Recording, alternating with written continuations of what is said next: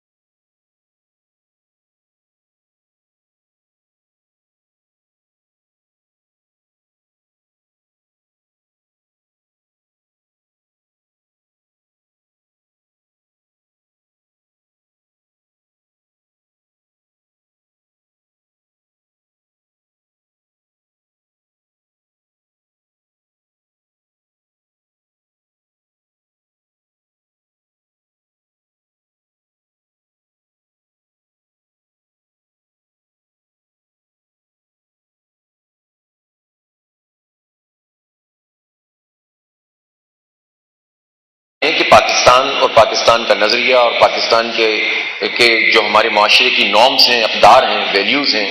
اور جمہوریت ہے، اس پر میڈیا کاربند بھی رہے اور بھرپور طریقے سے اپنا کردار ادا کرے، اور اگر کچھ غلطی ہیں تو ان کی اصلاح بھی ہونی چاہیے۔ لیکن اس کا یہ مطلب کہاں آ گیا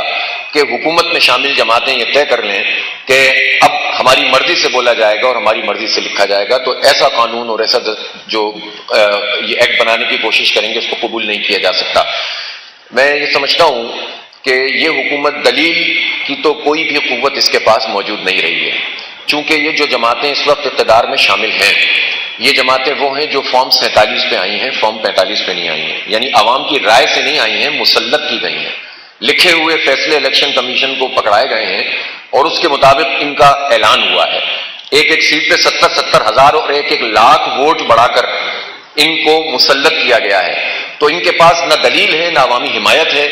اور یہ اس قابل ہی نہیں ہے کہ اپنا کوئی کیس پیش کر سکیں۔ اور پھر جو مزید اقدامات یہ کر رہے ہیں، یہ جو IMF کی غلامی میں ہمیں مسلط کر دیا انہوں نے IMF کو،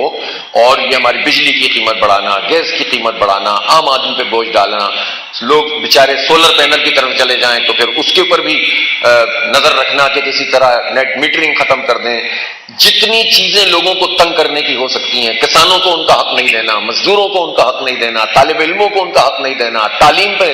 کی تجارت بنانے کی کوشش کرنا، یہ سارے وہ کام ہیں کہ جو ملک دشمن کام ہیں، عوام دشمن کام ہیں۔ تو نہ ان کے پاس دلیل ہے نہ کوئی مثبت قدم ہے، یہ صرف یہ چاہتے ہیں کہ ان کے جھوٹ کو پیش کیا جائے اور اس کو بڑا چڑھا کر پیش کیا جائے اور یہ طاقت کے ذریعے سے لوگوں کو کنٹرول کریں۔ اب وہ زمانہ گزر گیا، اب تو امریکہ سے بھی اپنے عوام کنٹرول نہیں ہو رہے، تو آپ تو امریکہ کے شاگرد ہیں، امریکہ ہیں بھی نہیں، آپ تو ان کے ایما پر آئے ہیں، مسلط ہوئے ہیں، ان کے کہنے پر لائے گئے ہیں، آپ کے پاس تو یہ صلاحیت بھی نہیں ہے کہ آپ یہ کام ٹھیک طریقے سے کر سکیں۔ اس لیے بہتر یہ ہے خاص طور پر پاکستان مسلم لیگ نون کے لیے کہ اس ایکٹ کو واپس لیں، اور ہم تو یہ بھی سمجھتے ہیں کہ پیمرا ایکٹ میں بھی اس میں اصلاحات ہونی چاہیے، اس کے قانون میں بھی ہم تو سمجھتے ہیں پیکا بھی ختم ہونا چاہیے، ہم تو سمجھتے ہیں کہ اس سے متعلق جتنے قانون سازی ہیں ان سب پر